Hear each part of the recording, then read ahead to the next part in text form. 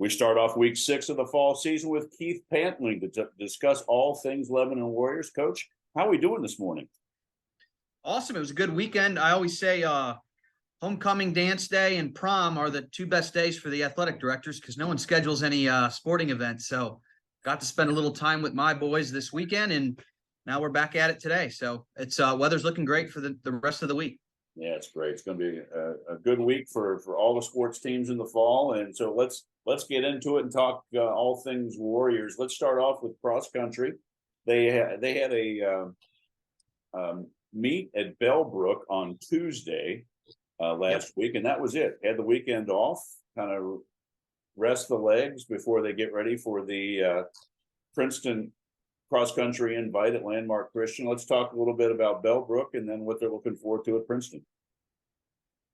Yes. So I think, they're hitting that part of the season where we really start to separate and see where we're at as we push for the postseason. So like you said, Princeton invite this weekend is a good litmus test. And then they go down to the Louisville Classic at Tom Sawyer State Park in Kentucky on the 30th, which is our coaches get them running with the best early and often. So that'll really kind of dictate, where they go from there in terms of training. And then all of a sudden we're into the ECCs, which we host on October 14th. So it's crazy that I feel like it was just August 1st and now we're talking postseason, but that's where we're at. And they're doing great things. Calvin's kind of leading the charge on the boys' side. Calvin Kilgallen, Hannah Glassmeyer, and Alina Wilson doing their thing on the girls' side. And our coaches have made trips to state with one or the other for the last several years, and they do a great job. So we'll kind of see where things shake out, but they're doing awesome.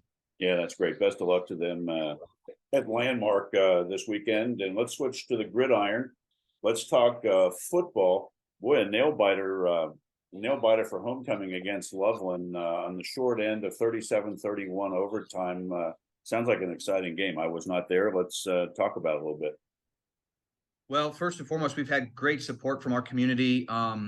We had the opener with Youth Night against Milford, kind of a record gate for us. And then we topped it this past weekend with Friday night, just a great atmosphere hosting Loveland. In this league, I think there's kind of 8 teams right now that anyone can beat anyone in the ECC. So it's a grinder, and talking to coach and things about, just attention to detail and discipline and things they recognize. And they're trying to convey it to the kids now that a lot of those little things, whether it's penalties or getting off the field on third down and different things like that, those things add up in tight football games, playing in the Division I level. So doesn't get any easier. We got Turpin this week and then West Claremont and so on and so forth. So they just got to keep grinding. And I think, every week's going to kind of be a challenge like that. You talked about 1 possession games and nail biters. We're in a lot of them. That's for sure. As an administrator of the ECC, the varsity football level of competition has increased over the last 5 years. And like you said, there are 8 teams now that could beat you any given week. So it's exciting that ECC football has become so strong. Yeah, and it's credit to those communities. And I mentioned 8. I think all 10 have really good programs. There's just ebbs and flows of talent and things. But when you have 8 in the middle of a season that, there's no, hey, we got a bye week this week, rest up players or get healthy. It's a gauntlet. And, knock on wood, we're relatively healthy, some bumps and bruises. But, you have to have depth in this league as well to make it through a season. And, so we'll just kind of see where things go. But our coaches have done a fantastic job. They're so dedicated to getting the kids prepared to play and optimizing their potential to put their best foot forward on Friday night. So we'll have another tough one this week. But this week we have Military Appreciation Night. We got a flyover schedule. Our kids have. I don't think this will be published till after the unveiling, but they have some special uniforms from the Air National Guard that are going to be presented to them. And the seniors were presented them last night at their dinner. So a lot of fun things happening, but we'll have some cool festivities this Friday night, kind of aligned with that theme. So, well, best of luck to them this week and enjoy it. It's it'll be over before we know it, and it's been a great season. So best of luck to them this week. Let's switch over to the links. We'll start with boys golf. A big ECC dual match today over at Ivy Hills against Turpin. That should be fun. And then right into the ECC championship. So it's tournament time for golf.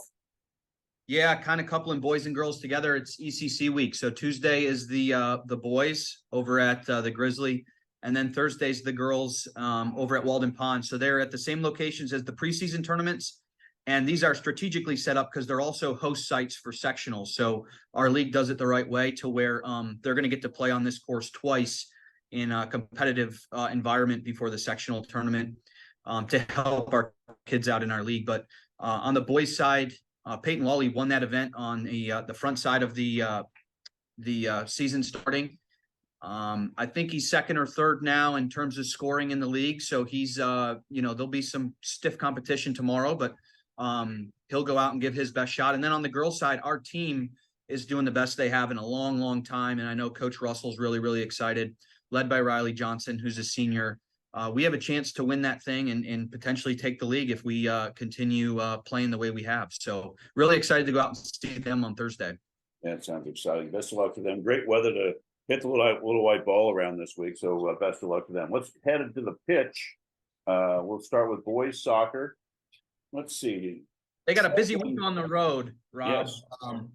They're going Loveland, Walnut Hills Thursday, and then at Elder on Saturday. So they've had a great start to the year at 5-2-2.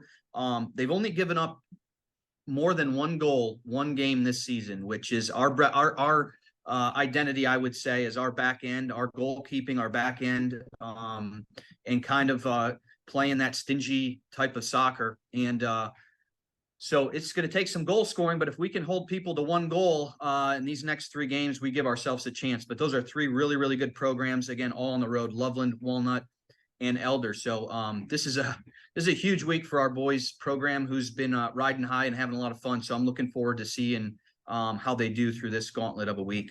And then our girls soccer, 2 shutout wins, kind of lower scoring matches, and then they went in a 6-4 shootout with West Claremont.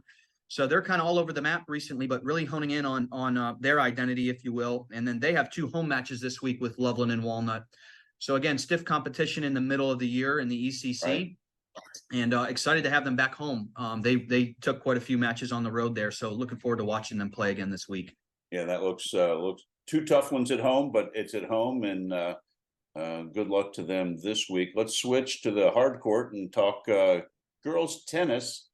Let's see, ECC tournament on Tuesday up in Mason, and then Wednesday hosting Ursuline, and then Thursday at Anderson back in ECC play. So a busy week for the girls tennis. Yep, busy week. And then before you know it, they're into sectionals as well. So as I mentioned on here before, just so proud of the program with an 8-6 record. Not typical for our tennis program. So just doing a great job. Have a great group of girls right now. 3 of them above 500, Eden Chin, Emma Pinson, and Kara Marshall, just doing great stuff. And then Saturday they have the Coaches Classic, which is a really, really cool event that our kids certainly enjoy. So just great stuff happening right now. And hopefully we can push some of our student athletes into postseason play farther than we ever have. So really exciting time for our program. Not making any headlines in terms of Southwest Ohio, but just really proud of them here locally and what they're doing and how hard they're competing. Yeah, it's great. Great weather for those matches outside, and best of luck to them this week. And then let's wrap this week's show up going inside for the always tough Lebanon girls volleyball program. Looks like another 2 tough matches this week. Let's see. On the road to Anderson Tuesday, which is always tough, and then they host Little Miami on Thursday. Yeah, so they're just starting the second time through the round robin, if you will, with the ECC. So 7-2 the first time through, dropped 2 last week to Kings in Turpin. And, we're doing some really great things. Maya leads the conference in kills. Lily Bolin leads in assists. Madison Kyle leads in digs. So we're right there. I think we just have to kind of fine tune some things, figure out our depth and some rotations and things that they're kind of, trying to identify. And then, our girls will continue battling and see what we can do. We're always near the top, as one of the premier public school programs. So really fun to watch. They're closing in on some individual and individual records here coming up. So it should be a fun few weeks for volleyball.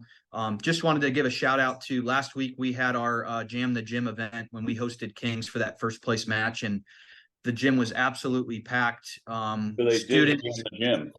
Oh yeah, it was a really cool event, very memorable for our kids. We came out on the short end for sure, but to see all the support locally, whether it's youth volleyball, boys youth volleyball teams, our football players, our soccer teams, everyone out here just kind of showing their support. And it was really special to be a part of and just see our girls' response to, just feeling that appreciation for their program, being in that, situation where they're always up there towards the top of the conference. One of the many things that make high school sports and the whole camaraderie of being a part of a team so special. Yeah. So just one more thing I wanted to mention was our cheer squad and our student section. Our cheer squad has just done so much in terms of leading, the spirit of our community, for lack of a better term. They last week was homecoming week, just so much spirit, school spirit, led by them. Our dance team got to perform at our football game on Friday night, and our student section has traveled and done so many great things this fall, behaving, knock on wood.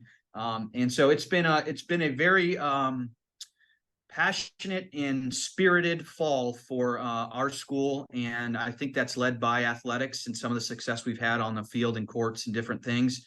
The weather helps too, getting good weather, but we'll continue to do that. And it's made our community proud. I know, just seeing all the support and things for our schools. Great stuff, Keith. Great stuff from the Warriors, and continued success this week. I appreciate your time as always. We'll touch base next week for week 7. I can't believe it, but have a great week, and best of luck to all your teams. Thanks for checking in, Rob. You got it.